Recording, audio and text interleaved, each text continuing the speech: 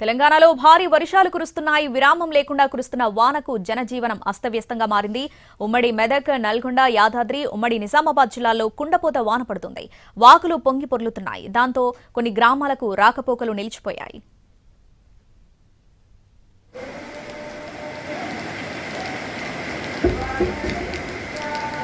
అతి భారీ వర్షాలకు మెదక్ జిల్లా అతలాకుతలమైంది. వర్షాలకు మెదక్లోని సాయినగర్ కాలనీ జలమయమైంది.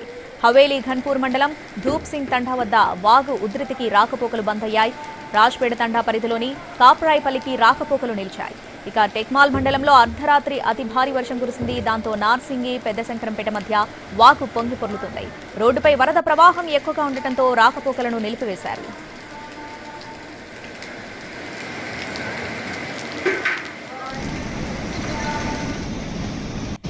మెదక్ జిల్లాలో కురుస్తున్న భారీ వర్షాలకు హల్దీవాగు ఉధృతంగా ప్రవహిస్తుంది. తూప్రాన్ కిష్టాపూర్ మార్గంలోని కాజ్వేపై నుంచి వరద నీరు ఉధృతంగా ప్రవహిస్తుంది. దీంతో ప్రజలు, వాహనదారులు అప్రమత్తంగా ఉండాలని అధికారులు సూచిస్తున్నారు.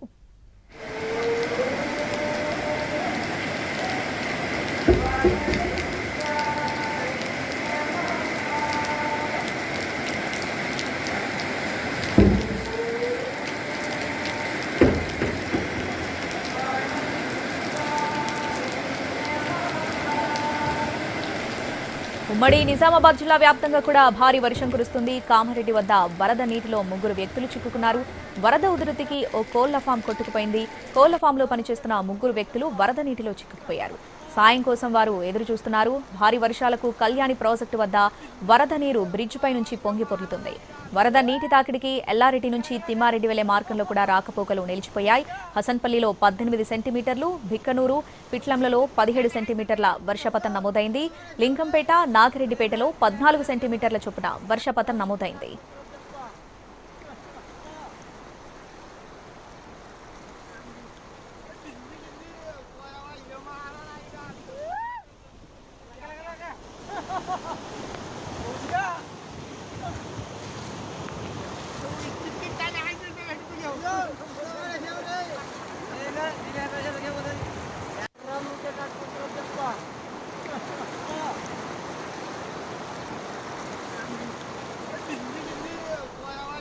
మెదక్ జిల్లాలో కురుస్తున్న భారీ వర్షాలకు హల్దీవాగు ఉధృతంగా ప్రవహిస్తుంది. తూప్రాన్ కిష్టాపూర్ మార్గంలోని కాజ్వేపై నుంచి వరద నీరు ఉధృతంగా ప్రవహిస్తుంది. దీంతో ప్రజలు, వాహనదారులు అప్రమత్తంగా ఉండాలని అధికారులు సూచిస్తున్నారు.